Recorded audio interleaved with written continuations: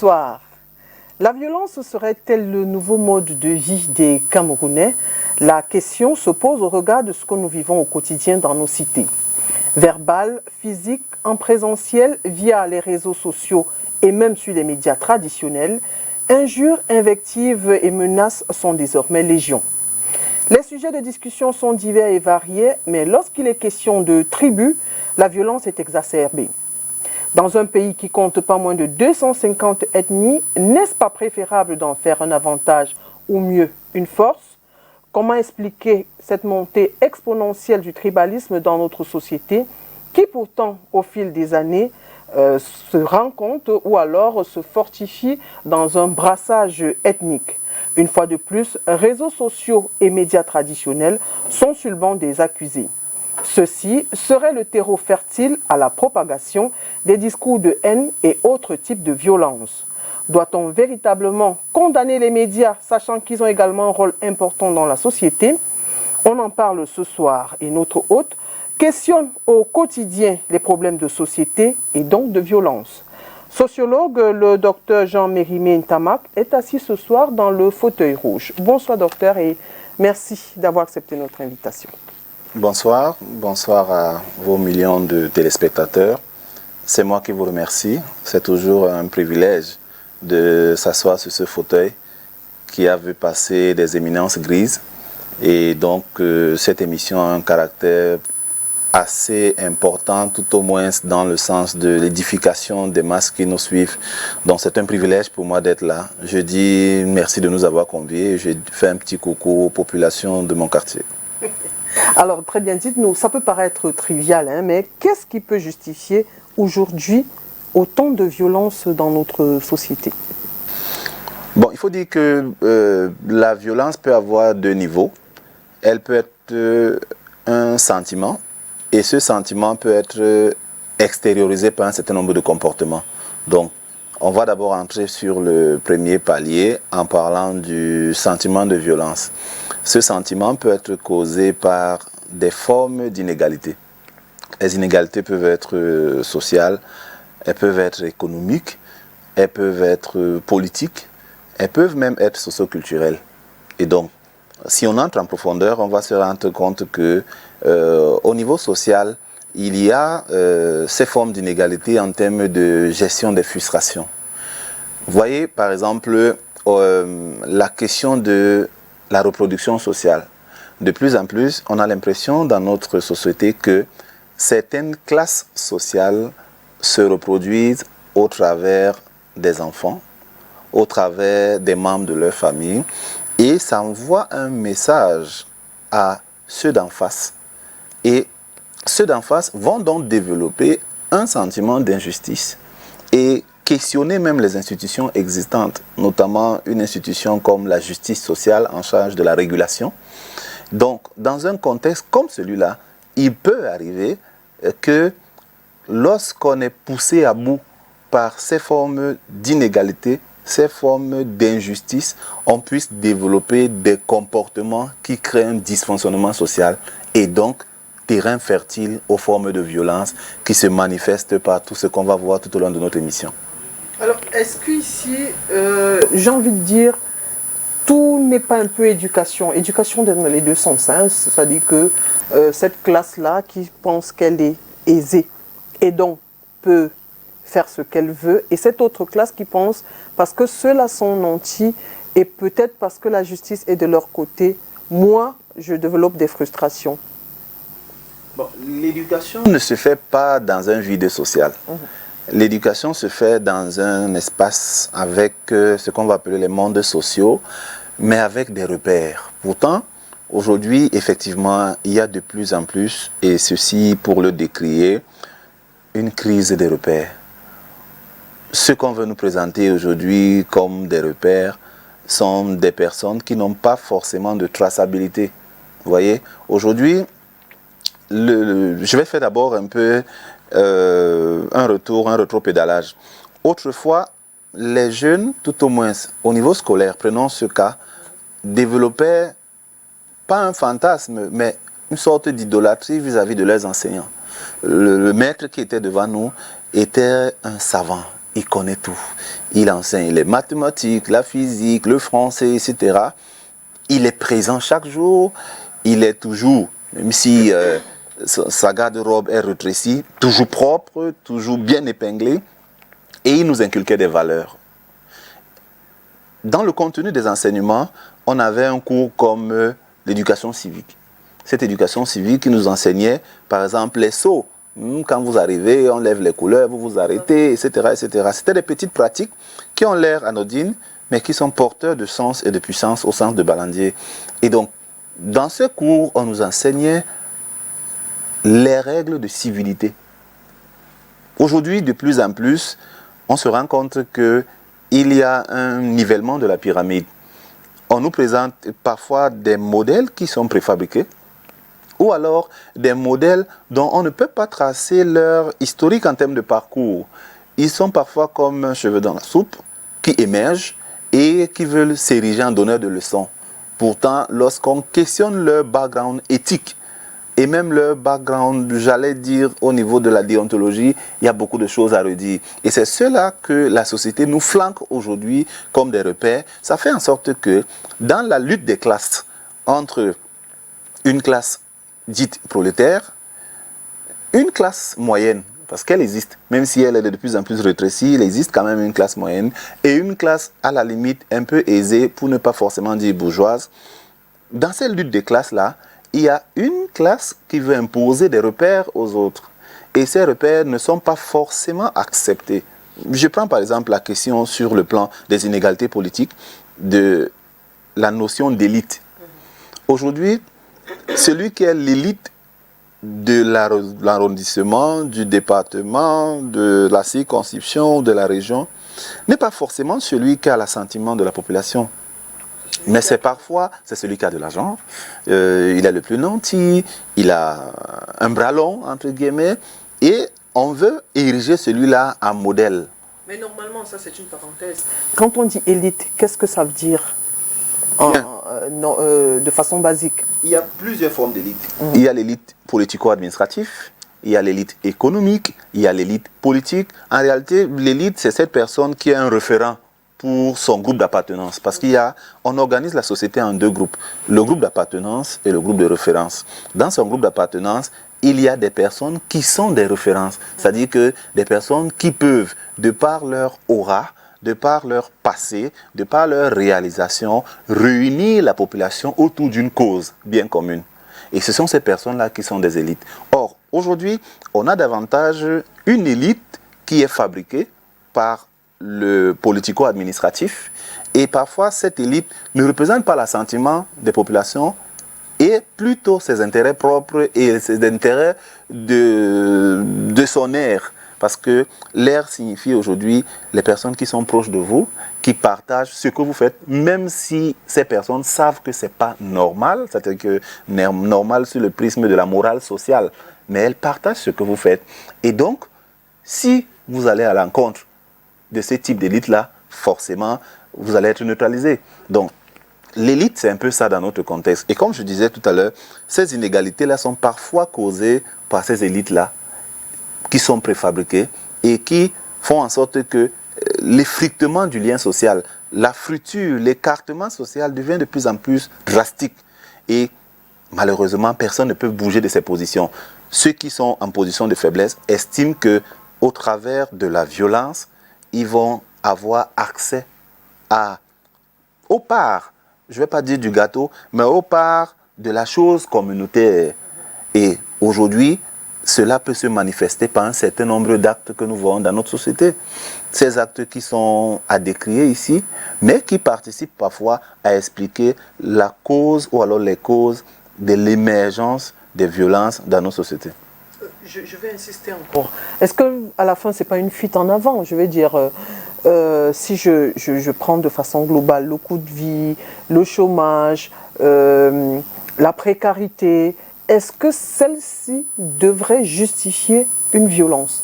Je veux dire, quand on termine d'être violent, même si c'est envers l'élite, ça ne change pas notre condition. D'où un peu l'éducation que j'ai questionnée un peu plus haut. Est-ce que ce n'est pas une fuite en avant? Je ne pense pas que ce soit une fuite en avant dans la mesure où la classe dominée estime que la situation à laquelle elle traverse est due justement à la classe dominante. Et donc, à ces formes d'élite-là. Si on n'a pas d'eau, si on n'a pas de lumière, si on n'a pas ci, c'est parce que tel a détourné, tel s'est reproduit au travers de son enfant. Vous avez des gens qui, aujourd'hui, se retrouvent au chômage parce qu'ils estiment qu'ils n'ont pas de bras longs. Vous avez des personnes qui vous disent qu'il y a certains concours institutionnels dans notre pays où lorsqu'on analyse les résultats, on peut connaître on fait le référentiel des noms avec les patronymes des parents. C'est-à-dire que l'ascenseur social est bloqué et ça crée des formes d'inégalité qui peuvent rendre des gens très violents, d'abord sous le prisme de la frustration. Parce que c'est le premier élément. Une réalité nous frustre. Je prends un exemple. Chaque mois, vous avez des factures de l'énergie électrique. Pourtant, vous n'êtes pas approvisionné en énergie électrique. Et on vous donne un chronogramme de coupure et vous prenez sur vous, indépendamment du panier de la ménagère qui devient de plus en plus rétréci, vous prenez sur vous de pouvoir charger votre congélateur, votre frigo d'un certain nombre de denrées alimentaires susceptibles de supporter un certain temps. Et tout en ne respectant pas le chronogramme, vous avez de larges coupures qui détruisent. Alors, dans cet environnement-là, celui-là qui a du mal, qui vit dans l'économie de la subsistance, qui vit dans la subjugation quotidienne, estime que c'est ceux qui gèrent mal. Et comme je disais tout à l'heure, la base, c'est l'inégalité. C'est l'inégalité qui crée la violence. Et on peut voir les formes d'inégalité même au sein de la cellule familiale. Vous avez des parents qui, sous le prisme du fait que tel enfant apporte plus que l'autre, on est capable de briser même le droit de naissance. Regardez comment nos familles fonctionnent aujourd'hui. S'il y a un événement, c'est le plus grand apporteur qui conçoit le programme. Vous pouvez faire des réunions, vous faites des sensibilisations, mais tant que ce dernier n'est pas là, il peut même arriver à trouver que vous avez tout stabilisé et il remet tout ça en compte parce qu'effectivement, il a le pouvoir économique. Et donc, ça fait en sorte que la base des injustices, la base de la violence revient sur le concept d'inégalité. Et c'est cette inégalité-là qui doit être abordée sous prisme de solution dans tout ce qu'on va voir tout au long de nos échanges. Alors, tout à l'heure, vous avez parlé de l'école, du regard qu'on avait à l'époque sur nos enseignants. Je reviens un peu sur l'école parce qu'on a vécu des scènes dans nos établissements où on a vu des élèves qui ont, dans un excès de colère, ôté la vie à leurs enseignants. On a vu également des enseignants lever la main de façon violente sur leurs enfants, sur leurs élèves. On a vu des parents également lever la main sur les enseignants. On a vu plus loin des autorités administratives lever la main sur des enseignants. Au regard de tout ceci, on a atteint le Rubicon. Est-ce qu'on peut encore faire quelque chose? Est-ce qu'on peut, sinon, qu'est-ce qui peut justifier, tout au moins dans l'établissement, ce type de violence? Écoutez, on peut essayer de comprendre l'émergence de ce phénomène en milieu scolaire sous le prisme de la perception qu'on a aujourd'hui de l'école. Vous savez, quand vous avez un aîné qui a fait toutes ses classes, qui a tous ses diplômes, mais qui se retrouve à la maison en train de faire des activités à orientation informelle, ou alors le parent qui a pris sur lui de payer des études de ses enfants, mais qui se retrouve aujourd'hui à la maison avec les diplômés, du fait que l'ascenseur social est bloqué.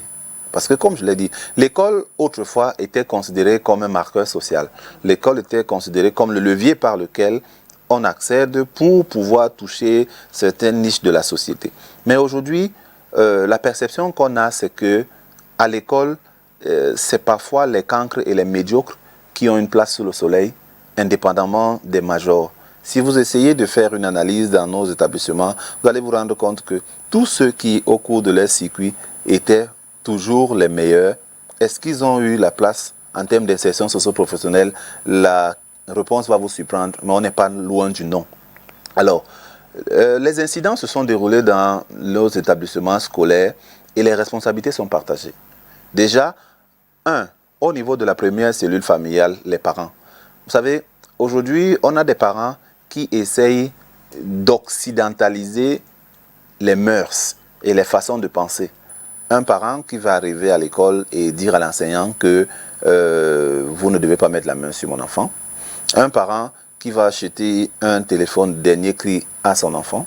Et le jour où ce téléphone est appréhendé à l'école, c'est le parent qui vient et qui essuie copieusement le surveillant de secteur avec des injures, estimant que ce dernier, indépendamment de son salaire, ne peut jamais s'offrir ce genre de choses. Donc, quand l'école, avec le premier palier en termes d'agence de socialisation que représentent les parents, n'arrive pas à faire le distinguo entre l'instruction et l'éducation. Vous pensez faire du bien à l'enfant, pourtant vous faites très mal. Permettez-moi de vous raconter une petite histoire. J'ai été dans l'équipe des experts pour un établissement public de la place et nous avions des sensibilisations à faire au cours de la semaine de la jeunesse. Cette expérience m'a beaucoup marqué parce que dans ce lycée-là, il y a un enfant dont le surveillant de secteur avait arrêté le téléphone et le surveillant de secteur a demandé à voir les parents de l'enfant. Les parents de l'enfant ont refusé. Le surveillant a donné le téléphone au surveillant général. On a convoqué les parents, ils ont refusé. On a donné le téléphone au proviseur, il a appelé les parents. Et le premier parent qui est arrivé, c'est la maman. Elle arrive, elle entre dans le bureau du proviseur. Nous qui constituons le conseil de consultants, nous étions assis. Et la première des choses qu'elle a commencé, c'est les invectives et les injures. Elle a copieusement injurié le surveillant de secteur. Ensuite, elle a dénigré les enseignements dans cet établissement et tout, sans écouter l'objet de son invitation. Alors, quand elle arrive, le proviseur exige que le parent d'orientation masculine de l'enfant y soit aussi. On a réussi à convoquer le papa, il est arrivé. Alors, ce qui était intéressant, c'est que quand les deux sont arrivés, le proviseur dit, vous reconnaissez cet enfant? Oui, c'est notre enfant. Vous reconnaissez ce téléphone? Oui, c'est le nôtre. Alors, on appelle l'enfant qui déverrouille le téléphone. L'enfant a déverrouillé le téléphone. Et ce qu'on a découvert à l'intérieur, c'est que cet enfant filmait ses parents dans les débats sexuels de ses parents. Et se retrouvait en train de montrer à ses camarades de classe. Et ça faisait l'objet d'un sujet de loisir. Et c'est dans ce sillage que le surveillant de secteur a pu capter le dit téléphone. Donc, voilà un exemple qui montre que les parents d'aujourd'hui, on doit se remettre en cause sur l'éducation que nous donnons à l'enfant et la préparation à l'instruction. Parce qu'il y a une partie qui se fait à la maison et le second volet, nous confions cela à l'école. Et surtout un autre point aussi très important, on a laissé la charge de l'éducation de nos enfants aux répétiteurs. Aujourd'hui, on a ce qu'on appelle les foyers à deux apporteurs. L'homme sort pour se battre, la dame également, et l'enfant est livré à deux choses, soit le répétiteur, soit aux réseaux sociaux. Et vous savez, les réseaux sociaux, c'est un fourre-tout à l'intérieur, il n'y a pas de filtre, n'est-ce pas? Et on peut se retrouver au cas de dysfonctionnement. Maintenant, deuxième palier aussi, les enseignants. Les enseignants vivent des conditions de frustration. Vous voyez un enfant, un enseignant qui est dans un établissement, parfois, ils n'y sont pas forcément par vocation.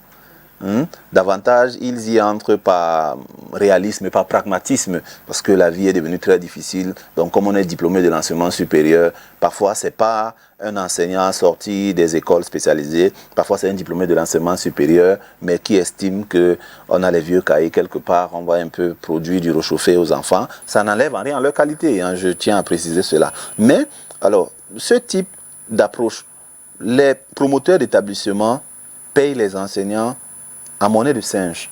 Vous voyez quelqu'un qui a un master, qui on paye 700 francs, 800 francs de l'heure. Pourtant, dans ce même établissement, la pension est à plus de 150 000. Donc, dans un environnement comme celui-là, l'enseignant est parfois aussi frustré. Frustré parce qu'il doit arrondir les angles. En dehors de l'enseignement conventionnel, il doit faire des cours de répétition, il doit faire des encadrements, il doit vendre des bords, il doit ci, il doit ça.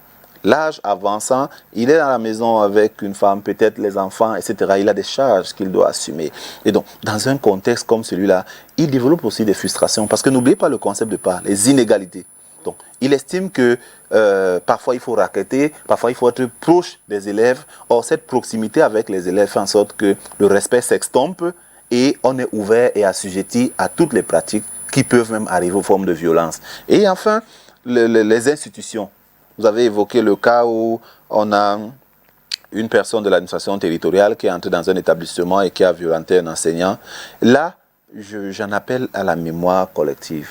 Parce que si on n'avait pas chosifié l'enseignant qui nous a permis d'être sur ce plateau, parce que si on s'exprime, c'est grâce aux enseignants. Si on a tout au moins les signes extérieurs de civilité, c'est grâce aux enseignants. Mais si on n'arrive pas à respecter ces derniers au point où l'administration territoriale peut entrer et poser la main sur un enseignant, ça veut dire qu'on n'est pas loin de toucher le Rubicon et que c'est un sujet qu'il faille fondamentalement remettre sur la table pour qu'on puisse hisser l'enseignant au firmament, parce que c'est l'enseignant qui fait une société.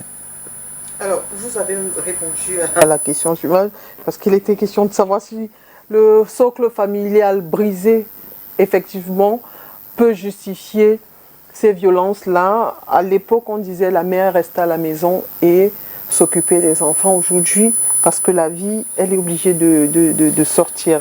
Donc, est-ce que, là encore, vous avez parlé des réseaux sociaux. Aujourd'hui, ils sont sur le banc des accusés, de même que les médias traditionnels. Est-ce que ce n'est pas aussi un peu péremptoire de les accuser comme ça? Est-ce que, j'ai envie de dire, est-ce qu'il ne faut pas un peu diluer? Parce que autant il n'y a pas de filtre sur les réseaux sociaux, autant ils ont ce côté-là, lorsqu'il y a une dénonciation, ça va assez vite de ce côté-là. Bon, disons que les réseaux sociaux ne sont pas... c'est un fourre-tout. Et dans un fourre-tout, on peut avoir du bon et du moins bon. L'enjeu ici pour nous, c'est de faire comprendre... Je vais commencer par la cellule familiale et j'arrive dans les réseaux sociaux. Au Cameroun, par exemple, les programmes d'ajustement structurel ont fragilisé l'État. Parce qu'on est quitté d'un État-providence, où c'est l'État qui donnait du travail à tout le monde, c'est l'État qui construisait les écoles, qui faisait tout. Et les crises pétrolières que le Cameroun a connues, les diverses crises, ont fait en sorte que, avec l'appui des bailleurs de fonds, le rôle de l'État a été rétréci à un État gendarme, libérant ainsi les énergies qui peuvent provenir du secteur dit informel, qui a connu, n'est-ce pas, son émergence.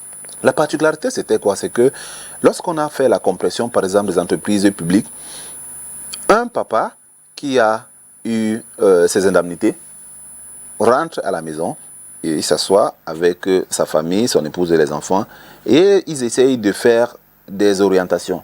Lui, il va acheter peut-être un taxi et la femme va faire peut-être son petit commerce. Et du coup, le lien social familial en termes de contrôle parental commence à s'effriter. La base, c'est là. Lorsque ce lien commence à s'effriter, on a un deuxième acteur qui entre en place, c'est l'émergence de ce qui est convenu d'appeler les technologies de l'information et de la communication. Il n'y a pas eu un travail de fond dans l'éducation aux mass médias. Tout le monde y est entré. Prenons un exemple sur nous-mêmes. Combien d'entre nous, quand on achète un téléphone à l'enfant, on explique même à l'enfant ce que c'est, à quoi ça nous sert. Je prends toujours cet exemple. Un lycée de la place, vous prenez les téléphones des enfants de 4e en seconde. Les statistiques nous ont montré qu'en termes de contenu de ces téléphones, on a 70% qui sont pornographiques. On a 20% qui relèvent des loisirs, c'est-à-dire musique, photos, etc., etc. Et moins de 5% de recherche. Pourtant, ces derniers, parfois, ceux de 3e, sont en classe d'examen. Pour dire que il n'y a pas eu cette socialisation aux nouvelles technologies, surtout la sociologie des usages. On n'a pas questionné les usages. Et qu'est-ce que ça nous montre aujourd'hui? Aujourd'hui, les réseaux sociaux deviennent un fourre-tout. C'est un tribunal. Quand vous faites quelque chose à quelqu'un, la première des choses, c'est que je lance le direct. Quand vous avez telle situation, la première des choses, c'est de faire telle chose. Parce qu'à la base, il n'y a pas eu ce travail-là. Pourtant, ces mêmes réseaux sociaux sont un marché dans lequel on peut puiser un certain nombre d'informations susceptibles de nous être profitables dans un domaine comme dans un autre. Aujourd'hui, où nous sommes par exemple dans les phénomènes migratoires, des gens se déplacent, il y a beaucoup d'un problème qu'on appelle la fuite des cerveaux. Vous voyez quelqu'un aujourd'hui, demain il n'est plus là. Il y a deux options. Si ce dernier n'est pas en prison, certainement il est en aventure. Et tout ça se retrouvent dans les réseaux sociaux. Parce qu'il y a des gens qui partagent des expériences, il y a des opportunités de réussite, il y a des opportunités d'emploi. Donc on ne peut pas fondamentalement stigmatiser les réseaux sociaux, mais on reconnaît que en termes de réappropriation, il n'y a pas eu un travail qui est fait au niveau des ménages, mais aussi au niveau de l'institutionnel. Parce que l'État est le garant du vivre ensemble. L'État est le garant du climat social. Et, curieusement, l'État a des outils pour le faire. Dans notre pays, il y a les institutions qui sont là, l'Antique est là, l'ART sont là, mais on se pose des questions sur la pertinence même de ces institutions en termes du contrôle normatif. Parce que si vous allez ailleurs, on a modestement fait au moins 3 pays, mais là-bas, ce n'est pas la même réalité qu'on voit ici chez nous. Chez nous, on a l'impression que l'État a foutu le camp dans la gestion de tout ce qui est réseaux sociaux et davantage, ces derniers jouent un rôle toxique. Ils l'utilisent quand ça les arrange. Quand ça les arrange pour des règlements de compte, etc. Il faut travailler sur la toxicité de ces réseaux sociaux. À telle enseigne qu'un enfant, la psychologie cognitive nous dit que la mémoire collective de l'enfant se forme de 0 à 7 ans. Alors, ce type d'enfant qui est exposé à des réseaux sociaux, surtout dans un contexte comme le nôtre aujourd'hui, où on nous dit qu'il faut faire le travail en ligne. La Covid est arrivée avec ses conséquences. On nous a dit qu'il faut acheter les téléphones aux enfants parce qu'on va envoyer les devoirs, on va envoyer telle chose. Mais rentrer dans le contenu de ces téléphones, ce que vous avez trouvé est ahurissant. Donc, les responsabilités sont partagées. Les parents qui achètent les téléphones à leurs enfants doivent se rassurer de l'usage qui est fait. On ne peut pas surveiller à 100%, mais tout au moins pendant un peu de temps pour que l'enfant... La peur du gendarme, quand l'enfant sait que papa ou maman va voir le téléphone, la peur du gendarme fait en sorte qu'on peut se réajuster. Et de l'autre côté, il est bon que l'État utilise ses outils régaliens pour pouvoir recadrer la question des réseaux sociaux. Loin des réseaux sociaux, les médias traditionnels aussi. Est-ce que c'est pas trop facile de prendre... le bouc émissaire est facilement trouvé. Ce serait également les agents, j'ai envie de dire, ils sont là pour aider à la propagation de ces violences-là. Est-ce que c'est pas trop facile? On nous a pendant longtemps dit que les médias représentaient le 4e pouvoir. Mais je tiens à dire au regard de ce que nous avons vu depuis l'Algérie et ce qui se vit encore de plus en plus, qu'en réalité, les médias sont le 2e pouvoir après le pouvoir dit politique, le pouvoir exécutif. Parce que la force des médias aujourd'hui n'est plus à démontrer. Maintenant, les médias classiques ont 2 soucis dans un pays comme le nôtre. Le premier souci, c'est un souci de ressources en termes de taux de couverture des cibles. Et vous savez, parfois les médias sont utilisés par le politique pour être considérés comme un instrument du politique. Et donc, ce n'est pas évident pour ces derniers. La ligne éditoriale, c'est un facteur qui peut représenter à un moment donné un frein face à certains centres d'intérêt, à certaines thématiques, surtout pour des médias qui ne font pas dans le sensationnel. Parce que n'oublions pas, la différence avec les réseaux sociaux, c'est que là-bas, c'est le sensationnel. On est à la quête du buzz, etc. Et le téléphone étant...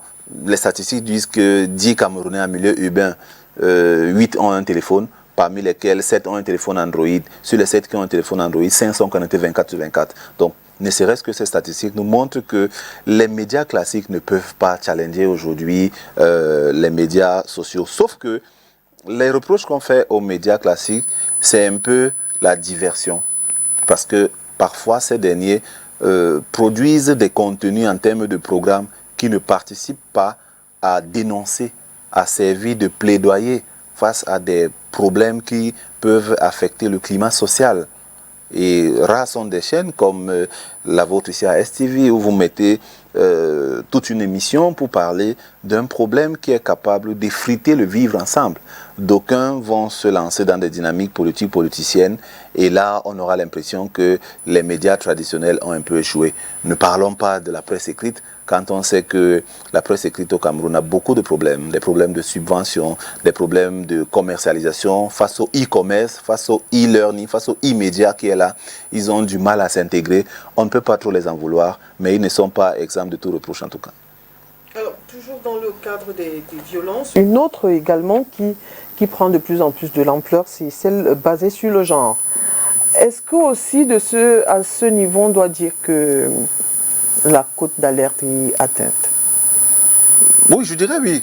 Je dirais oui, la cote d'alerte est atteinte parce qu'aujourd'hui, faites un petit exercice, vous éteignez votre téléphone, dès que vous ouvrez ce dernier, après 24 heures, c'est le scandale.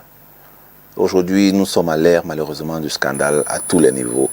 Et ces scandales sont parfois liés au crime féminicide. Ces scandales sont parfois liés à des dysfonctionnements criades. Alors, une tendance va nous dire que l'émergence des réseaux sociaux fait en sorte qu'il y a un tollé sur ces médias et que ça a toujours existé, soit, mais nous allons plutôt pencher sur le fait que on a déjà atteint la cote d'alerte et surtout l'alerte rouge parce que on a tous vu ce qui s'est passé à Nangaï Boko. Au même moment, on a eu un autre cas à Marois avec l'enseignant qui a mis fin au jour de sa conjointe et lui-même par-delà. N'en parlons plus des cas de bébés qu'on retrouve dans des espaces non commodes. N'en parlons plus des cas d'agression, etc. Mais dans un contexte comme celui-là, la grande question est de savoir pourquoi on assiste à un vide institutionnel en termes de dénonciation. Parce qu'il y a une lecture qui peut entrer dans ce que la sociologie appelle la théorie du soupçon et soupçonner certaines institutions peut-être d'être de connivence. Parce que n'oubliez pas, en français, on dit qui ne dit mot consent. On est à l'ère de l'émergence de ce type d'approche au point où parfois les organisations internationales nous interpellent d'ailleurs sur ces sujets. Mais que font les institutions en interne? Dans ce pays, il y a quand même un ministère de la femme qui deux ministères à faire. Il y a des parlementaires qui ont interpellé justement sur les cas de violences faites sur les femmes, le ministère des Affaires sociales et le ministère de la promotion de la femme et de la famille. Est-ce que vous pensez, je ne veux pas les dédouaner, ma question, parce que ayant interrogé d'autres sociologues, ils disent que la question est sensible et un peu difficile. Sensible et difficile dans le sens de la dénonciation. Donc, nous ne sommes pas en train de justifier. Logiquement, selon le commun des mortels ou selon, de façon normale, on se serait attendu à ce que, avec toutes ces dénonciations, ces statistiques avancées chaque jour, que le MINAS ou au moins le MINPROF fasse une sortie pour, je ne sais pas, pour annoncer quelque chose qui devrait être fait. Mais est-ce que selon vous, j'interroge le sociologue, est-ce que c'est facile? Si on prend le cas violence faite sur les femmes, les statistiques montrent que très souvent ce sont les conjoints, ce sont les partenaires de vie. Si l'élément premier est la dénonciation, est-ce que c'est facile? Sinon, comment... je ne sais pas, j'essaie de formuler bien la question. C'est tellement compliqué que moi aussi je me mélange un peu les pédales. Sinon, qu'est-ce qu'il faut faire? Alors, il faut convoquer... je vais conceptualiser parce que vous avez évoqué la science. Je vais théoriser en convoquant Jean-Daniel Renaud qui parle de la théorie de la régulation. Et la régulation est divisée en trois. Il y a la régulation conjointe entre les parties prenantes, c'est-à-dire qu'elle se fait d'abord au niveau des familles. Vous savez, les violences sont faites, mais parfois en famille, on voit un mutisme ahurissant, un mutisme à la limite complice. Et c'est lorsqu'il y a un cas d'homicide relevant parfois de l'accumulation des formes de violence qu'on arrive parfois à décrier, et parfois même pas par la famille, par les tierces. Donc, le premier niveau, c'est la régulation de contrôle, c'est-à-dire la régulation conjointe, c'est-à-dire que les familles doivent d'abord mettre sur pied des mécanismes de dénonciation. Vous savez, à une époque, on avait des sujets qu'on portait à la réunion familiale. Quand il y avait des situations dans nos familles, on réunissait les parties prenantes et on mettait le sujet sur la table. Lorsque toi, l'homme, qui estime qu'avec ta masculinité et ce que ça peut comporter, parce que n'oublions pas que nos sociétés ont toujours considéré la femme et l'enfant comme les cadets sociaux. Alors, dans un environnement comme celui-là, lorsqu'on porte un sujet comme ça au niveau de la famille, il y a deux choses qui changent. Un, la perception que les autres ont de vous. Vous savez, le regard social vous met en difficulté. Et ça fait en sorte que ce dernier peut s'assagir dans sa façon de faire. C'est la première chose au niveau de la régulation conjointe. Le deuxième niveau, c'est la régulation de contrôle. Et la régulation de contrôle est menée par l'État. Si on arrivait à des situations où l'État se manifestait et de la manière... Vous savez, l'État a ce que lui, Althusser, appelle les ARI. ARI, c'est appareil répressif et idéologique de l'État. L'État a tous les appareils répressifs. Mais dans tous les cas que vous avez vus, à quel moment vous avez vu un communiqué du ministère qui se dédouane et qui condamne avec la dernière énergie ce type d'approche? Nulle part. C'est un problème. En quoi est-ce que c'est si difficile de condamner des actes qui relèvent d'abord d'un féminicide et qui peuvent, parce que la condamnation a un rôle dissuasif, n'est-ce pas, qui peut dissuader les potentiels qui voulaient s'inscrire dans cette approche de ne pas reprendre parce qu'ils vont trouver en face la fermeté de la loi. Donc, la régulation de contrôle doit être exercée par l'État en ce qui concerne ces formes de violence liées au genre. Et n'oubliez pas que lorsqu'on traverse l'État, on a le deuxième niveau, la régulation conjointe, qui est faite par les masses médias. Et là, il faut tirer un coup de chapeau à certains masses médias qui dénoncent ces pratiques et qui donnent des espaces pour en parler. Parce que vous avez vu, si on n'avait pas peut-être des journaux, il y a des journaux de grande écoute qui nous permettent de voir ce qui s'est passé et partant de là, de fustiger ces éléments. Donc, je dis, pour moi, en termes de rôle de responsabilité, j'accuse deux acteurs majeurs. J'accuse les familles. Parce que parfois, vous avez une jeune dame qui vit le martyre avec son conjoint, mais qui a peur du regard social, qui a peur du poids de la famille. Parce que parfois, lorsque le papa arrive, il rentre avec les mains chargées. Lorsque la maman arrive chez son beau, elle rentre avec les bras chargés. Et donc, la fille a du mal à exprimer ce qu'elle traverse. Et parfois, lorsque cette dernière se rapproche pour dire ce qu'elle traverse, la réponse qu'elle a en face, c'est elle, le parent, c'est qu'il y a l'image de la famille qu'il ne faut pas écorner. Parce que chez nous, la relation, pas forcément, mais le mariage ici, ce n'est pas deux personnes, c'est deux familles qui se mettent ensemble. Et donc, dans ces postures, vous allez trouver que parfois cela est cautionné. Et la personne se reconfie en elle-même et ces lésions psychologiques constituent des blessures pour elle. Et elle vit avec. Et fatalement, on peut arriver à des homicides volontaires qui sont l'accumulation de ce type de frustration, l'accumulation de ces bastonnades, l'accumulation de ces paroles qui représentent des flèches, des lances sur quelqu'un. Et l'acte manqué peut arriver.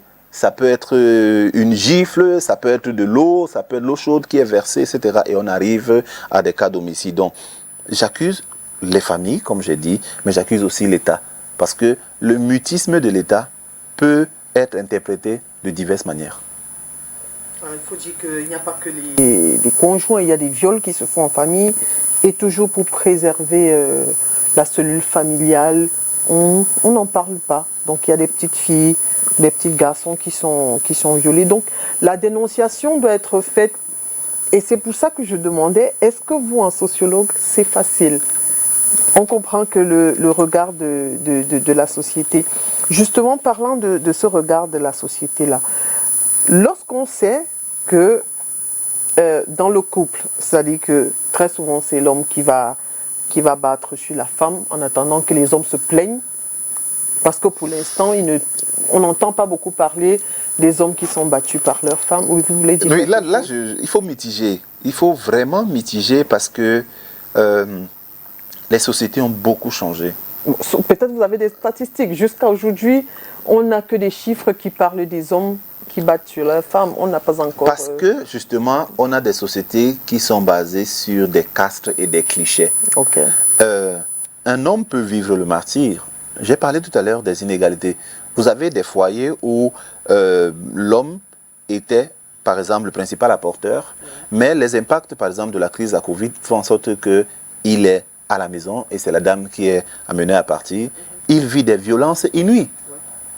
Mais maintenant, le fait que la structure sociale de notre organisation fait en sorte que l'homme ne peut pas se retrouver en train de poser ce type de problématique sur la table. Sauf que, avec l'évolution de la société, c'est pourquoi j'ai dit que la base, c'est la famille. Vous avez évoqué tout à l'heure les cas de viol. À plus de 80%, le violeur relève de la cellule familiale. Toujours. C'est parfois un cousin qui est venu habiter à la maison, une tierce personne qui est là, un oncle. Ils sont toujours dans la cellule familiale. Mais j'ai évoqué un autre concept qui est l'image. Vous savez, aujourd'hui, on est à la quête de l'image. L'image permet d'asseoir l'estime de soi et l'estime des autres. Et cette image fait en sorte que vous avez des familles qui préfèrent s'asseoir sur une forme d'injustice, s'asseoir sur un certain nombre d'éléments de délictement moral que de les dénoncer parce qu'elles estiment que cela peut entacher l'image de la famille, malgré les conséquences que ça peut avoir sur la victime.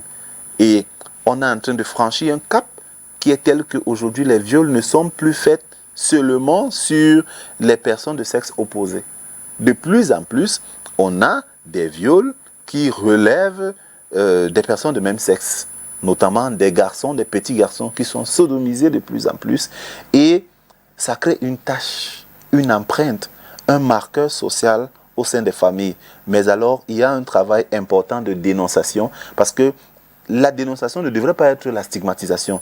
Mais qu'est-ce qu'on constate dans nos sociétés? C'est que dès que vous allez dénoncer, dans le quartier, vous êtes comme stigmatisé. On va vous faire une sorte d'apparatchik au quartier. Lorsque vous passez, vous êtes doigté. Lorsque vous arrivez là où les gens sont pour un achat ou une manifestation, tout le monde aura tendance à se lever. Et le poids du regard qui est porté sur vous fera en sorte que cette charge émotionnelle est difficile à supporter. Bon, je vais insister sur ma question sur les violences faites sur les femmes. D'accord. J'ai très bien compris, c'est mitigé. Mais ici, est-ce que lorsqu'on sait que celles qui ne sont pas mariées sont pointées du doigt, celles qui disent que même lorsqu'elles dénoncent, les enquêtes n'aboutissent pas, il y a également la difficulté à apporter par exemple des preuves lorsqu'on a un cas de viol par exemple, encore que ça c'est pour celles qui sont aguerries. Est-ce qu'ici on ne dirait pas que la société est un peu trop sévère envers les femmes? Je précise bien les femmes. Bon, c'est pas faux, parce que la législation même n'a pas beaucoup aidé les femmes dans ce sens. Je prends par exemple la question de l'adultère. Le constat de l'adultère de l'homme est très différent chez la femme. Chez la femme, on peut juste, à travers une suspicion, vous coller un motif comme celui-là.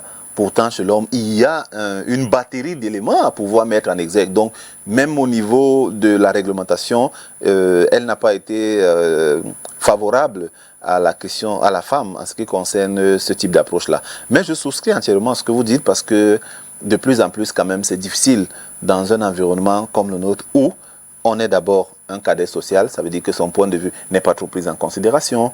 Ensuite, dans des familles, la posture de chef de famille revient davantage à l'homme qu'à la femme, même si c'est cette dernière qui est l'aînée ou alors qui a un certain nombre d'accumulations matérielles. Donc, dans un mélange comme celui-là, le rôle de la femme aujourd'hui dans la pertinence de cette dénonciation reste quand même questionnable et je dirais que même le législateur n'a pas beaucoup aidé la femme dans ce sens. Est-ce que c'est parce que notre société est patriarcale? C'est pas à exclure, c'est pourquoi j'ai évoqué la structure sociale.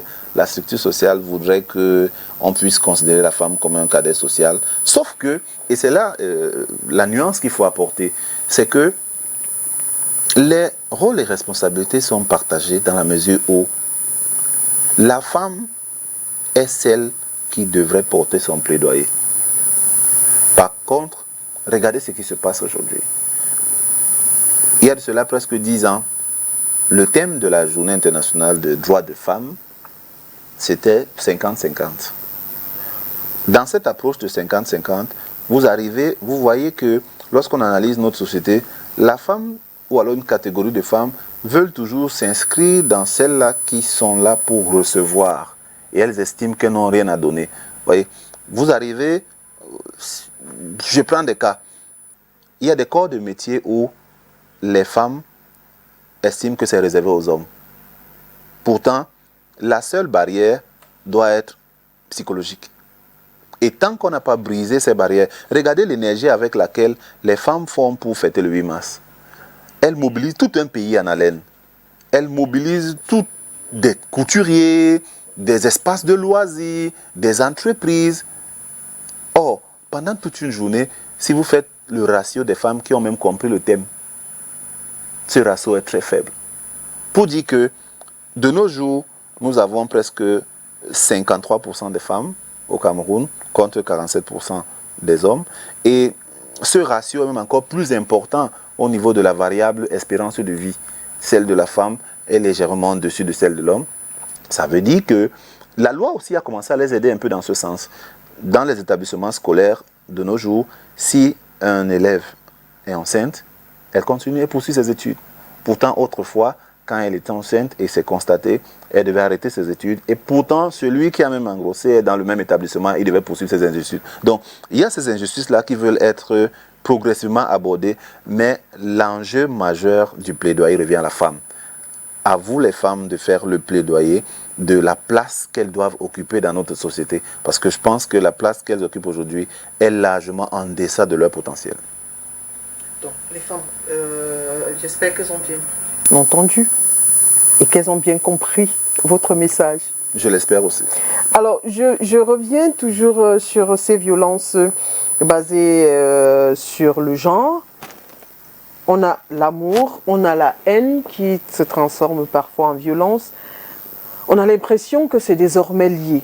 Sinon, qu'est-ce qui peut expliquer le fait que l'amour, qui devrait logiquement être le don de soi, se transforme en haine et que celle-ci se traduise en coups? Bon, il faut d'abord dire que la violence n'est pas forcément l'expression de la haine. La psychologie cognitive nous dit que la violence peut parfois être considérée comme l'expression d'un trop plein d'amour.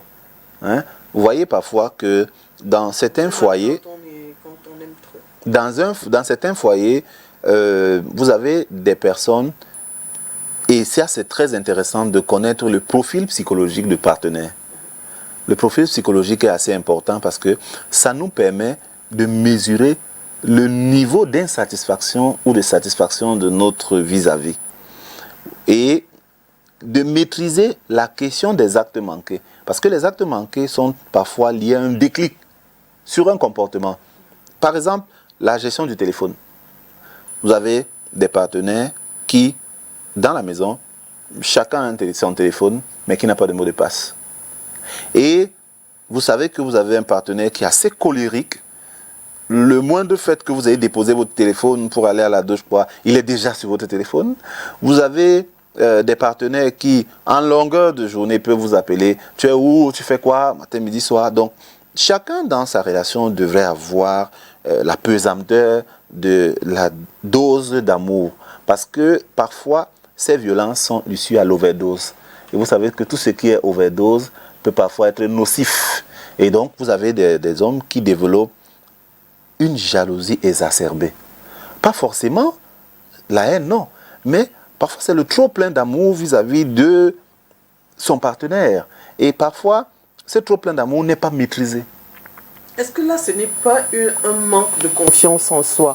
On ne s'aime pas suffisamment et dès que l'autre ne nous donne pas ce qu'on veut, on a l'impression que... Parce que j'essaye... L'insatisfaction peut provenir de plusieurs pans. L'insatisfaction peut provenir d'un sentiment de l'absence de l'estime de soi. Vous savez, dans des relations, il y a des personnes qui, parfois, intériorisent leur frustration et essayent de pouvoir appâter la cible avec un certain nombre d'accessoires matériels. Et malheureusement, la cible ne prend pas en compte le fait que essaye de connaître ton partenaire, même si on ne connaît jamais quelqu'un à 100%. Le fait de ne pas essayer de connaître son partenaire et de se contenter des signes extérieurs qu'on nous présente, et surtout, il ne faut pas mettre cela de côté, on est dans une société d'accumulation des biens. L'élément majeur aujourd'hui, c'est ça. Autrefois, quand vous venez présenter un conjoint ou un partenaire, la première question qu'on vous posait, c'était qu'il sort d'où? Il est d'où? C'est l'enfant de qui? Mais aujourd'hui, de plus en plus, la question qu'on va poser, c'est qu'est-ce qu'il fait? Et voyez-vous, dans des postures comme celle-là, l'accumulation est l'élément de base. On ne prend pas assez de temps pour se connaître. On ne prend pas assez de temps pour savoir que peut-être mon partenaire est épidémique. Peut-être mon partenaire est colérique. Peut-être mon partenaire est un individu qui a une personnalité difficile. Parce que les personnes ayant des personnalités difficiles changent en fonction des contextes. Vous allez arriver à un événement, disons par exemple, vous allez arriver à un événement heureux, un mariage, vous trouvez que votre partenaire n'aime pas danser, vous aimez peut-être danser, et il y a quelqu'un qui vous invite à la danse, et le mec démarre au quart de tour, hein, il vous dit là qu'il veut rentrer. Vouloir rentrer là, c'est des engueulades dans la voiture, et si la personne qui est en face ne développe pas une sorte de résilience, et que celle-ci aussi veut se mettre au niveau de l'autre, on peut arriver justement à des cas extrêmes. Donc, l'amour, la haine, le crime, je vais plutôt dire l'amour, l'overdose de l'amour, l'absence de l'estime de soi, l'absence de l'estime des autres, la présence prééminente de l'accumulation des biens matériels peuvent aboutir justement à la tragédie. Il y a aussi un peu d'égoïsme, parce que... C'est pas exclu en tout cas, parce que dans une relation, l'élément de base devrait être le consensus. Le consensus voudrait que c'est pas forcément ce qui me satisfait à 100%, c'est pas forcément ce qui satisfait l'autre à 100%, mais c'est ce qui peut permettre qu'on puisse vivre ensemble en toute quiétude. Alors, dans l'une de vos sorties, vous avez relevé que l'appartenance ethnique peut être également la raison de violence envers les femmes. J'aimerais comprendre. D'accord. Alors, il y a des groupes ethniques qui ont plusieurs signes pour manifester l'amour. Par exemple, il y a des groupes ethniques qui estiment que...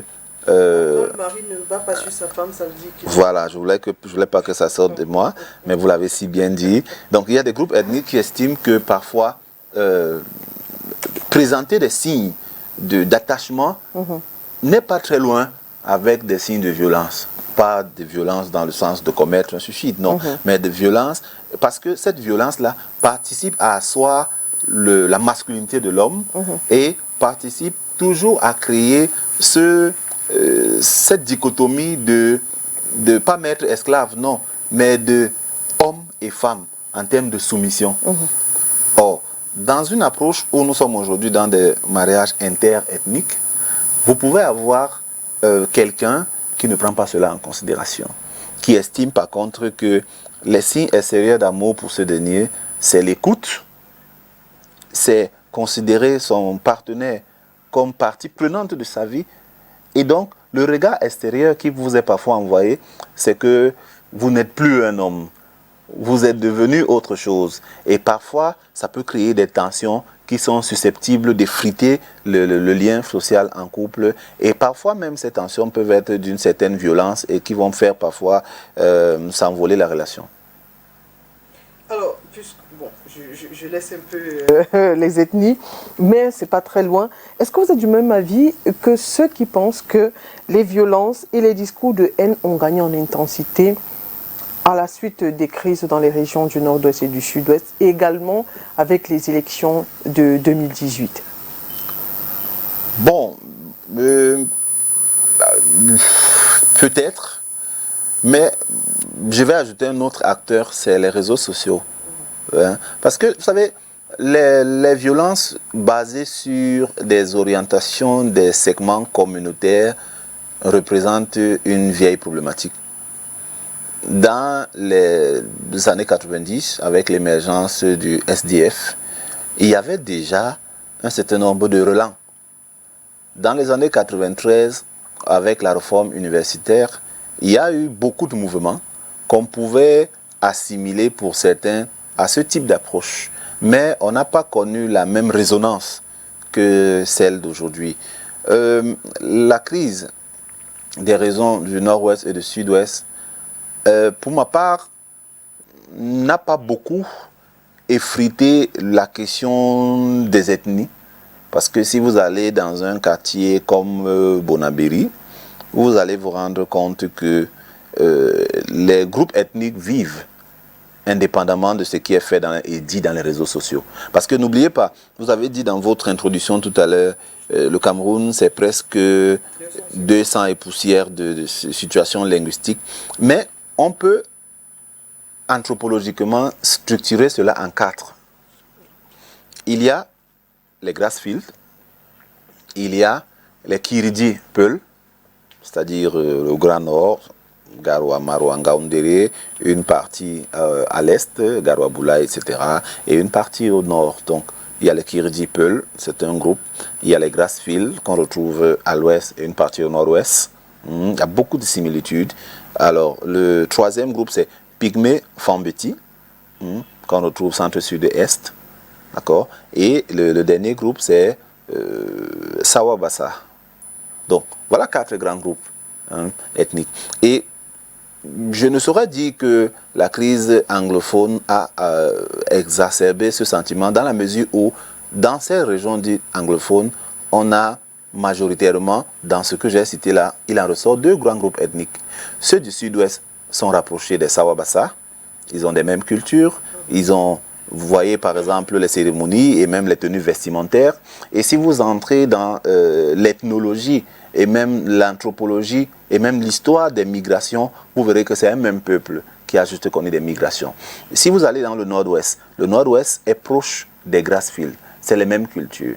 Lorsqu'on porte le ndop à Bafoussam, vous allez au nord-ouest, vous voyez, il y a des similitudes dans les traditions. Donc, en termes de crise exacerbée, pour ma part, je vois beaucoup plus l'approche sur le plan linguistique et politique, beaucoup plus.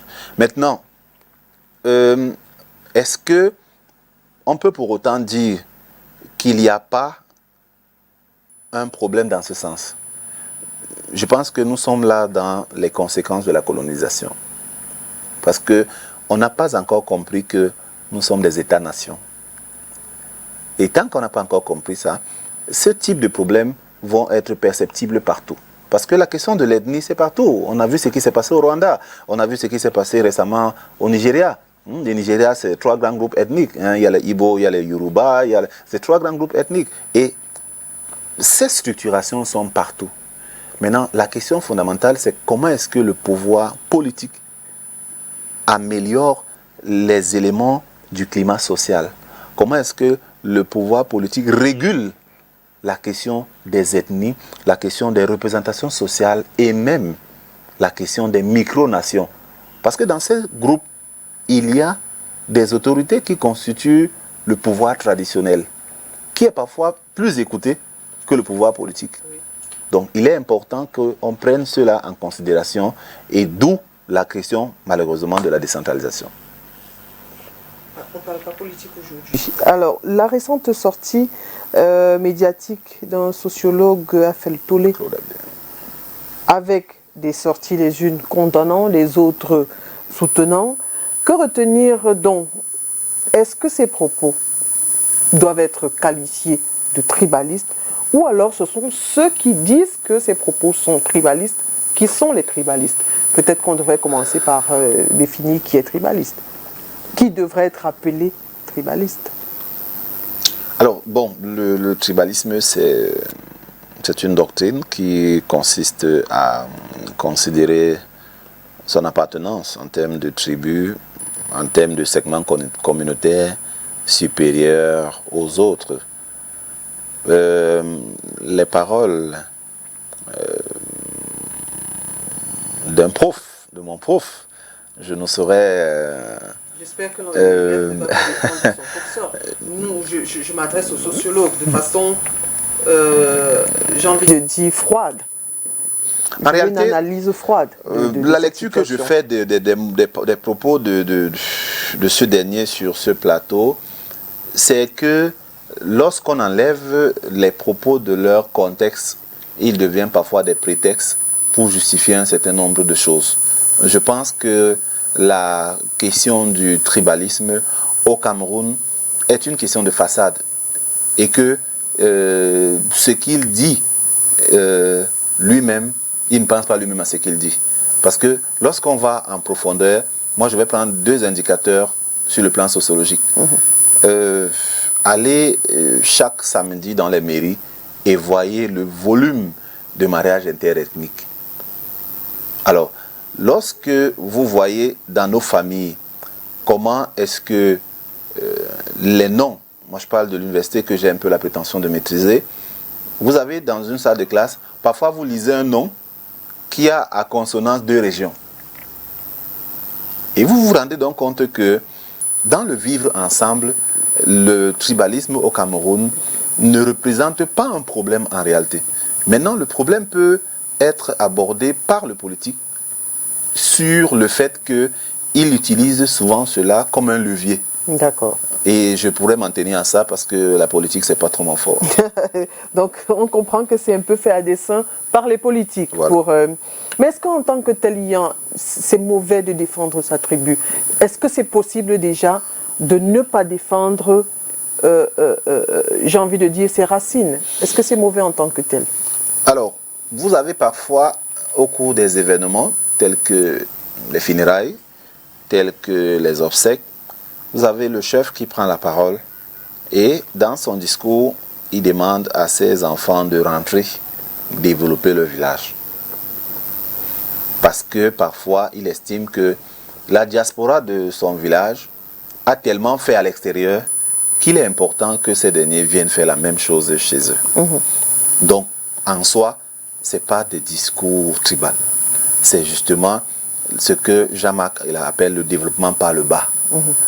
Donc, moi, je m'inscris dans cette approche lorsque je suis ce genre de discours. Et maintenant, suite à votre question, vous savez, on peut parler de son appartenance, mais tout dépend de comment et où. Et le contenu ne devrait pas être considéré comme si nous sommes dans l'hégémonie d'un groupe sur un autre. Et pour ma part, je dirais que son groupe d'appartenance, on ne peut jamais renier son groupe d'appartenance, mais nous tous, nous devons aspirer vers un groupe de référence. Et ce groupe de référence, c'est ce que j'ai appelé tout à l'heure l'État-nation. C'est-à-dire qu'en défendant bête et oncle le fait que nous soyons des Camerounais, mais nous appartenons à une souche, et cette souche fait partie intégrante du Cameroun auquel nous appartenons. Donc quelque part, quand on dit rentrer chez vous, c'est pas bien. Ou je rentre chez nous. C'est comme si on n'était pas dans cet État-nation-là. Je questionne un pan, c'est le programme des obsèques. Il y a un aspect très important dans les programmes des obsèques. Quand on finit le volet sur le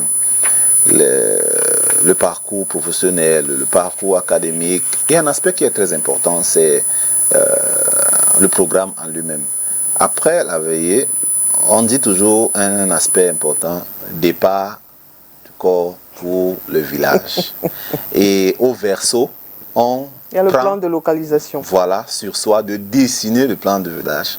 Et sur le plan de localisation, un aspect très important, on écrit ici, pour dire que chacun tire toujours ses origines de quelque part. Mais ce que nous condamnons, c'est le fait de considérer ce quelque part-là comme un espace qui est au-dessus des autres.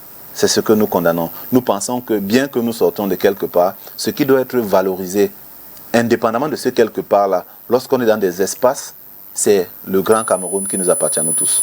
Alors, nous sommes dans les conséquences. Quelles peuvent être les conséquences déjà, si prenons le dernier sujet débattu, le tribalisme, quelles peuvent être les conséquences déjà de la plus petite, disons, familiale, cellule familiale, jusque dans la société tout entière? Je dis familiale parce que, effectivement, avec le brassage ethnique, le mariage, c'est 2 familles. Il peut y avoir une famille qui estime que bon, l'autre, nous sommes supérieurs aux autres, ou alors de réclamer tout le temps, c'est vous qui êtes venus chez nous, ou alors nous avons fait ceci pour vous. Quelles peuvent être les conséquences du tribalisme, de la famille jusqu'à la société en général? Alors, je vais un peu inverser la pyramide. Je vais commencer sur le plan macro. les conséquences du tribalisme sur le plan macro peuvent être au niveau de la cohésion sociale. Parce que vous savez, il y a plusieurs indicateurs de cohésion sociale. Des indicateurs tels que les entreprises parapubliques, où c'est le bien commun tout le Camerounais. C'est-à-dire que tout le monde est censé y avoir une place. L'accès aux écoles, vous voyez. Donc, l'État a pour rôle d'assurer le vivre en commun pour tout le monde. Et donc, si on est dans des postures tribalistes, on participe à effriter cela. Donc, le premier niveau, c'est cette absence de cohésion sociale. Le deuxième niveau aussi peut être le niveau économique, parce que on aura des goulots d'étranglement sur le plan économique. C'est-à-dire que on va juste se dire, les politiques publiques doivent être orientées vers telle tribu. Vous voyez, si on oriente des politiques publiques vers telle tribu, des indicateurs macroéconomiques seront au rouge, notamment le produit intérieur brut, le produit national brut et certains autres éléments liés à l'import-export. Donc, le tribalisme a des conséquences néfastes sur le plan institutionnel. Ne parlons pas des crises politiques qu'on peut avoir au niveau macro-État. Donc, à ces trois niveaux, la cohésion sociale, les crises politiques, la dépravation au niveau de l'activité économique. Au niveau méso, de moyens portés, on voit par exemple la question des organisations, des entreprises. Imaginez-vous que nous soyons dans l'émergence de la question tribaliste. Si j'ai mon entreprise, je ne pourrais qu'embaucher les frères de mon village. Et donc, là, c'est des limites à la question de l'employabilité. Est-ce que ce n'est pas la méritocratie qui doit... Justement, on est dans les conséquences. Et en termes de conséquences, les solutions, c'est la méritocratie. Mais la conséquence, pour l'instant, c'est ça. C'est que on peut avoir une structure qui ne recrute que ses frères. Ça ne veut pas dire que ses frères ne peuvent pas être compétents. Ils peuvent être compétents. On peut avoir une entreprise qui a uniquement les frères du village, que ces derniers soient compétents, soit. Mais si on est dans un État, il y a deux éléments majeurs. En ce qui concerne l'entreprise, par exemple, il y a la responsabilité sociale en interne et en externe. Et la responsabilité sociale en externe voudrait que, si l'entreprise est localisée quelque part, que les enfants de la localité puissent avoir accès à l'entreprise. Et donc, le tribalisme peut représenter un frein à l'employabilité au niveau méso. C'est la même chose. Au niveau micro, le tribalisme est un stigmate. C'est-à-dire que le tribalisme, c'est un marqueur social de division. Il peut effriter le lien social dans la mesure où on va dire aux enfants, tu ne parles pas avec tel, parce qu'il n'est pas de ton groupe ethnique. Dans ma maison, mes filles n'épousent pas tel, mes garçons n'épousent pas tel. Si ça participe, parce que aujourd'hui on est dans un monde global. Et le monde global voudrait que l'accent soit mis sur les migrations. Les peuples bougent. Et dans les formes de migration, vous n'êtes pas sûr que si vous quittez de votre groupe d'appartenance vers le groupe de référence, ce sera toujours un des vôtres qui sera là-bas. Et les statistiques ont d'ailleurs montré que ceux qui développent les liens forts vis-à-vis des tiers sont généralement des gens qui n'appartiennent même pas à leur cellule familiale. Et donc, fondamentalement, il est important de lutter contre le tribalisme sur ces trois points que nous avons évoqués au niveau micro, familial, au niveau méso, dans les organisations et au niveau institutionnel. Je continue dans les conséquences. Nous avons parlé du tribalisme. Je reviens sur les violences basées sur le genre. Quelles peuvent être les conséquences? Quand je parle de genre, c'est vraiment de façon plus large, chez les hommes comme chez les femmes. Parce qu'on a l'impression, avec le nombre de femmes violentes, on a tendance à oublier que la violence, elle n'est pas que physique et que des hommes aussi subissent des violences. Quelles peuvent être les conséquences de ces violences-là dans une société? On peut avoir trois conséquences. Le premier élément qu'on peut mettre en exergue, c'est l'émergence d'un taux de suicide assez élevé ou un taux de crime axé sur la violence qu'on va appeler les homicides volontaires. Parce que lorsqu'on a une société violente, le pic de ces violences, c'est la criminalité. Donc, il est important qu'en termes de conséquences, on comprenne qu'on doit mettre sur pied, par exemple, un pays comme le Cameroun, des indicateurs. Vous voyez, par exemple, en 2 semaines, on peut compter, on peut faire un ratio de cas que nous avons eus qui sont issus de la violence. Donc, tout à l'heure, on va revenir au niveau des solutions. Mais déjà, premier élément, c'est le taux assez élevé, n'est-ce pas, de cette criminalité qui est de plus en plus galopante. Le deuxième palier qui est non négligeable, c'est lié à la psychologie, aux paramètres qu'on ne voit pas toujours. C'est les formes de frustration qui vont se développer. Parce que vous allez voir de plus en plus une catégorie de personnes qui développent des maladies qui ne sont pas forcément somatiques. Parce qu'un être humain est un être psychosomatique. Il y a un volet esprit, il y a un volet moteur, mais on aura des gens frustrés. Et les personnes frustrées se manifestent dans la société par le fait que vous pouvez arriver quelque part, vous saluez les gens, personne ne vous répond. On développe une société individualiste. Vous avez un événement, personne ne vient parce que on a eu à être violenté aussi bien physiquement, aussi bien verbalement, dans tous les sens du mot. Et ça fait en sorte que chacun reste dans sa zone de confort. La zone de confort devient une zone de sécurité. Et personne ne veut s'affranchir de là. Et vous voyez, on va développer ce que l'on a vu pendant la Covid, les mesures barrières. Mais ces mesures barrières seront psychologiques. Imaginez ce que ça peut représenter de savoir qu'on a un événement, on a invité les gens et il n'y a personne. Donc, les violences, tant que nous ne voulons pas lutter contre elles, tant que nous ne voulons pas lutter contre le germe de la violence, qui part d'abord des paroles, ensuite des actes manqués, et qui puisse aboutir, par exemple, au cas d'homicide, la base, si elle est faussée, on va arriver justement à l'émergence d'un type d'individu qui soit frustré. Et cette frustration développe la jalousie et l'aigreur. Quelqu'un vous voit, il ne peut pas vous dire, ben, comme tu vois, cher collègue, tu as une boucle qui pend. On va dire, ça ne m'intéresse pas. Si ça veut même, ça tombe là-bas. Voilà mon problème.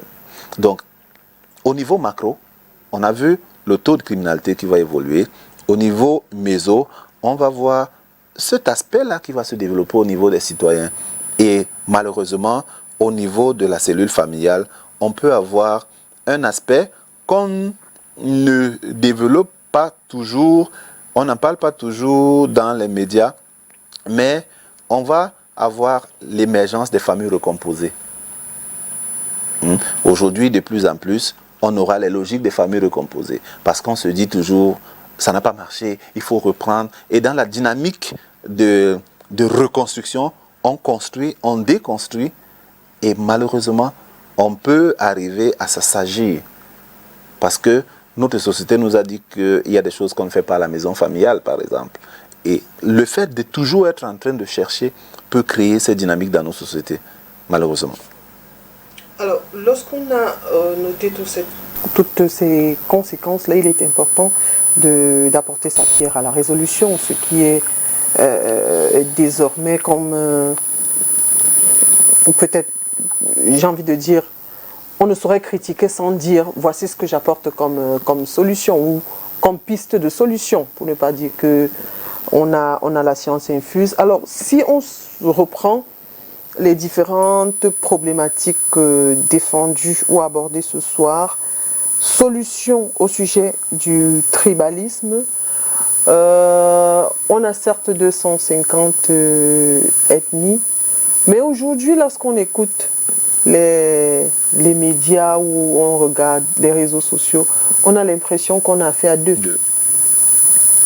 Qu'est-ce qu'il faut apporter comme solution pour déconstruire déjà cette idée-là et avoir donc cette harmonie-là qui est en recherchée? Comment sortir de cette spirale? La première solution est la sensibilisation. Vous savez, ce qu'on évite de nous enseigner, c'est que dans les 200 et poussières d'ethnie, la souche est commune. Et ça, c'est un point très important. Il nous faut, on est dans les solutions, un programme d'ajustement culturel. Ce programme d'ajustement culturel passe prioritairement par la sensibilisation et surtout l'éducation et l'instruction. Il faut qu'on commence à mettre dans nos programmes scolaires la véritable histoire du Cameroun. Cette véritable histoire du Cameroun va nous montrer, au niveau des peuplements, qu'en réalité, nous sommes tous un même peuple. Et que, indépendamment des divergences linguistiques et socio-culturelles, cette divergence devait être considérée plutôt comme une force. Parce que entre celui qui a le pouvoir économique, l'autre qui a le pouvoir politique, l'autre qui a le pouvoir en termes de pratique d'une activité sportive, etc., l'autre qui l'élevage, etc., nous tous, on peut se mettre ensemble pour faire avancer la cause qui nous est commune. Je pense que l'un des enjeux majeurs se résume dans ce que nous avons appelé le programme d'ajustement culturel. C'est la sensibilisation, c'est la formation et surtout, c'est la répression. Parce que lorsque vous avez sensibilisé, lorsque vous avez formé, il faut aussi procéder par la répression. Tous les actes manqués qui vont participer à effriter le vivre ensemble doivent être condamnés avec la dernière énergie. Les institutions qui sont mises en place devraient jouer leur rôle. Et le rôle, il est régalien. Ce rôle régalien passe par le fait qu'il faut présenter la véritable culture camerounaise. Je vais entrer en profondeur pour que nos téléspectateurs puissent nous suivre. Est-ce qu'on dit généralement, par exemple, aux populations, on nous dit Sawa Bassa, mais en réalité, lorsqu'on analyse les souches linguistiques de ce peuple, plusieurs éléments participent à un dénominateur commun. On a une même façon d'appeler certaines entités, notamment la question de Dieu, notamment certains aspects liés au repas. Donc, mon maître, le professeur Camille Ekomo, parlait du fond commun. Tous ces groupes ethniques ont un fond commun. Or, aujourd'hui, qu'est-ce qu'on nous présente? On nous présente plutôt les éléments qui nous divisent que ce qui nous unit. Parce que parfois, ce qui nous unit est plus fort que ce qui nous divise. Donc, le programme d'ajustement culturel permettra de construire non des barrières, mais des ponts entre les citoyens. Alors, vous parliez tout à l'heure de l'impunité. Il y a la loi. Est-ce que ça veut dire qu'on n'a plus peur du pouvoir, de cette loi-là, de cette condamnation-là? Parce que en 2019, je pense bien, l'Assemblée nationale, il y a eu un débat sur une loi contre le tribalisme. Est-ce que ça veut dire qu'à la fin, nous sommes dans une société où on n'a plus peur? La difficulté, c'est que, et j'ai parlé, ça rentre dans ce que j'appelais les référents tout à l'heure, le référentiel. Lorsque celui qui doit sanctionner lui-même n'est pas exempt de toute sanction, le problème commence par là. On peut avoir des lois, mais est-ce que ceux qui incarnent ces lois-là représentent eux-mêmes des modèles? Parfois, c'est ceux qui incarnent ces lois qui sont les premiers à avoir, sur eux-mêmes réalité, un poids, deux mesures. Et ça fait en sorte que l'injustice sociale s'installe et on a l'impression que la justice est pour d'autres. Et c'est là le problème. Si on procède et on décide qu'après la sensibilisation et la formation, on procède par répression, la répression doit concerner tout le monde. La répression ne devrait pas être à tête chercheuse. Si vous êtes celui ou celle qui commet l'impair, indépendamment de votre bord, que vous soyez dans la classe qu'on considère de ceux qui mangent et la classe de ceux qui ne mangent pas, vous tous, vous devez être frappés par la même mesure. Malheureusement, aujourd'hui, les lois sont existantes, on a même de très bonnes lois, mais au niveau de l'application, on a l'impression que cette application est à tête chercheuse et donc ça crée un sentiment d'impunité, ça crée un sentiment de vide social et ça crée un sentiment de faiblesse même de la loi qui est censée réguler le vivre ensemble. Mais est-ce que dans un pays où on a encore la notion de répartition régionale, est-ce que c'est possible? Est-ce que finalement nous ne sommes pas notre propre fossoyeur? La répartition régionale avec ses consubstantiels peut présenter des insuffisances, mais aussi des points positifs. Et comme j'ai toujours eu à le dire, pour moi, l'enjeu, c'est dans la sensibilisation. Le problème, parfois, chez nous, c'est que on a des solutions sensationnelles.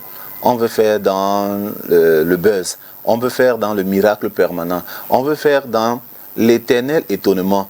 Et en ce sens, il y a de réels problèmes. On peut avoir des mesures qui organise l'administration territoriale, qui organise la décentralisation. Mais il est important que l'on prenne le temps de sensibiliser, l'on prenne le temps de capaciter ceux qui sont censés le faire. Or, on se rend compte que parfois le pouvoir central arrive à un stade où on ne veut plus se détacher d'un certain nombre de carcans. Parce que, imaginez-vous que vous soyez à Douala 2e et que vos impôts vont à Yaoundé. Et pour construire une route à Douala 2e, ceux qui produisent même ces impôts, il faudrait que la décision vienne d'ailleurs. Et ceux qui sont dans ce ailleurs-là estiment qu'ils ne peuvent pas encore lâcher du lest. Voyez? Donc les tests sont là, mais parfois ces tests sont portés par des hommes. Et ces hommes, à un moment donné, doivent justement prendre conscience du fait que la question qui nous permet, nous tous, de pouvoir se reconnaître, c'est celle de l'État du Cameroun. Et en tant que tel, on doit pouvoir respecter un certain nombre de principes. Malheureusement, la sanction ne suit parfois pas. Et tant qu'il n'y a pas de sanction, dans un climat d'impunité, on va malheureusement s'inscrire, pas dans un no man's land, mais les gens peuvent trouver des espaces pour jongler. Et parfois, dans ces jongleries, on met à mal le vivre ensemble. Est-ce qu'il faudrait dire aussi que la sanction ne suit pas dans les violences basées sur le genre et du coup, les solutions sont compliquées à obtenir, oui, à présenter? Oui, la sanction ne suit pas toujours. Pourquoi? Parce qu'on a des institutions qui sont parfois un peu grippées. Je prends les cas de violence axés par exemple sur le vol, le banditisme en milieu périurbain, en milieu urbain. Vous allez vous rendre compte que vous avez pu arrêter votre voleur, vous amenez ce dernier dans un commissariat et ce dernier vous nargue parce qu'en réalité, demain, il va revenir devant votre porte et vous dire que je t'avais bien dit que ça ne servait à rien parce que j'ai mon réseau, je sais sur quoi je compte. Donc, dans un environnement comme celui-là, la question de l'impunité fait en sorte que d'autres pans tels que le favoritisme, le clientélisme, la corruption, le trafic d'influence permettent d'asseoir un environnement qui n'est pas plaisant et qui ne favorise pas la justice sociale. Et donc, dans un environnement comme celui-là, je ne vais pas dire que les lois deviennent des loisirs, mais je vais dire que c'est le plus fort qui peut prendre le dessus. Et lorsque ce plus fort prend le dessus, le contrat social est biaisé. Parce que n'oublions pas, nous tous nous sommes dans un contrat social. Le contrat social voudrait que chacun puisse confier ses libertés à un léviathan ou à une institution susceptible d'organiser le vivre ensemble. Et malheureusement, ce qu'on constate aujourd'hui, c'est que les corollaires de la déviance ont fait le nid sur un certain nombre d'institutions, notamment les appareils répressifs de l'État.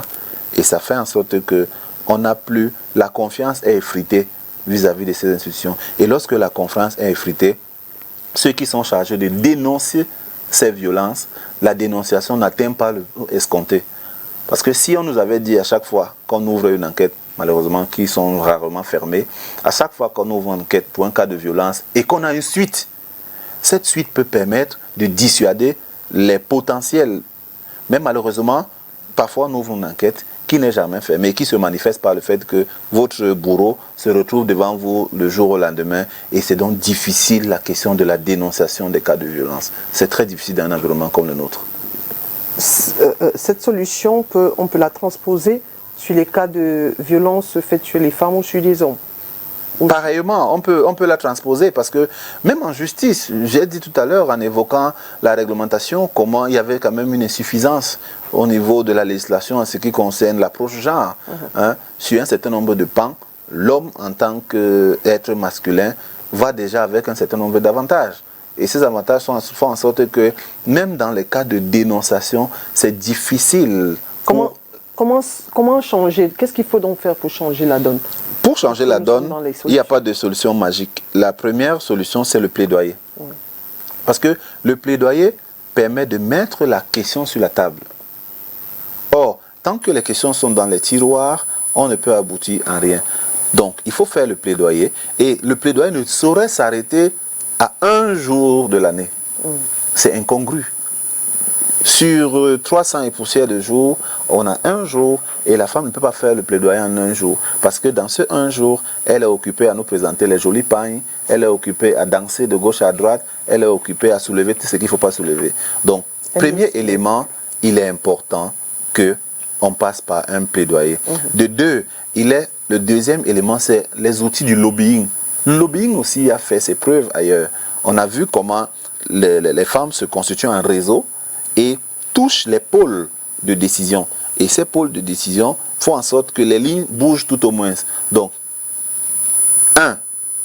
il y a ce côté plaidoyer, mais de deux, il faut un lobbying fort qui porte les problèmes de la femme, surtout les stratégies de dénonciation des cas de violence et qu'est-ce qui en est fait après cette dénonciation. Parce qu'après tout, il est une chose de dénoncer, mais il est important de voir la pertinence de l'action corrective qui est posée. Malheureusement, l'enjeu aujourd'hui, c'est au niveau de l'action corrective. Les médias dénoncent, les réseaux sociaux dénoncent, mais l'action corrective ne suit pas. Et malheureusement, tant que l'action corrective ne suit pas, le phénomène va grandissant. Jean-Mérimée Tamak, nous sommes arrivés au terme de notre émission. Merci. Merci encore d'avoir répondu à toutes nos questions. Merci d'avoir accepté notre invitation. C'est moi qui vous dis merci. Merci d'avoir permis que nous puissions édifier nos téléspectateurs. C'est un privilège chez nous, et je l'ai dit, de nous asseoir sur ce fauteuil. Je dis merci à mon épouse qui a choisi cette tenue. Merci à Madame Tamak. Mesdames et messieurs, merci à vous d'avoir été des nôtres et à jeudi prochain.